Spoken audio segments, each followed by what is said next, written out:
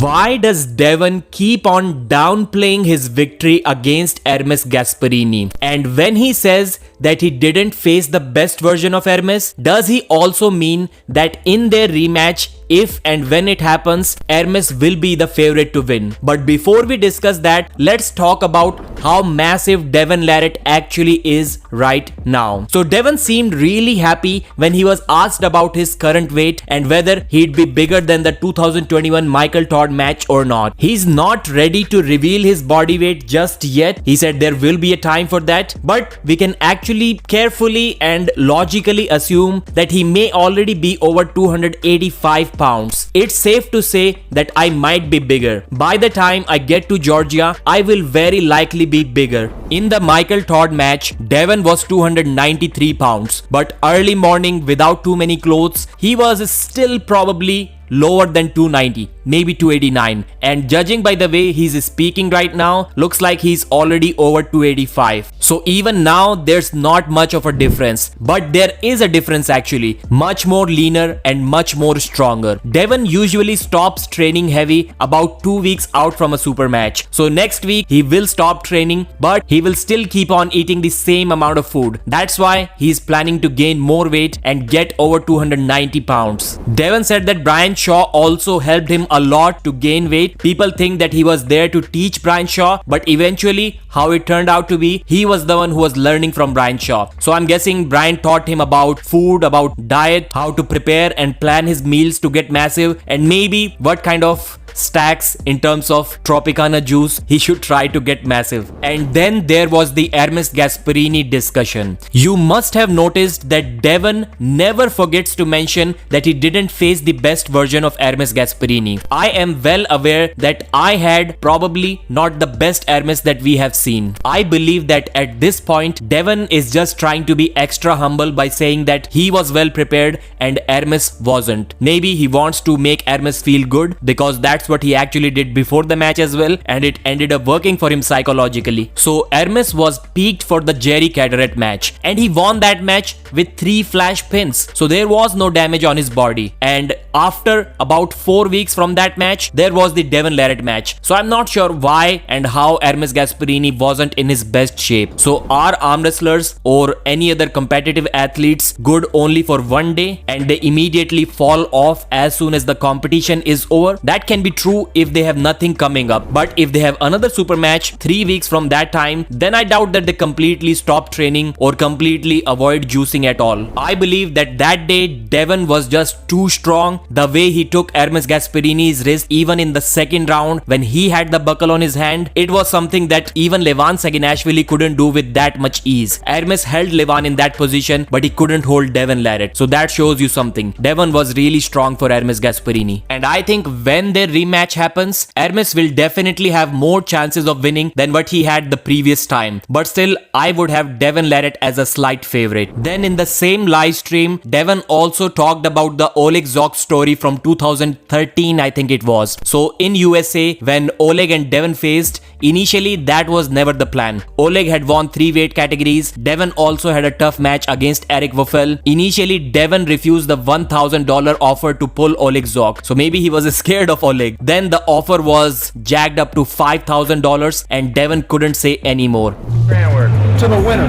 $5,000 to the winner. $5,000 to the winner. Loser gets shit. Then we all saw the match. It was 3-0 for Devon, but it was not completely one-sided. Oleg gave him a pretty good fight. And then we also know that towards 2018, Oleg challenged Devon for double the amount, for $10,000. And that super match could never happen. I don't think Devon accepted it, but even if he did, Oleg got injured and he hasn't been on the same level since then. That's it for this video. Thanks for watching and I'll see you again.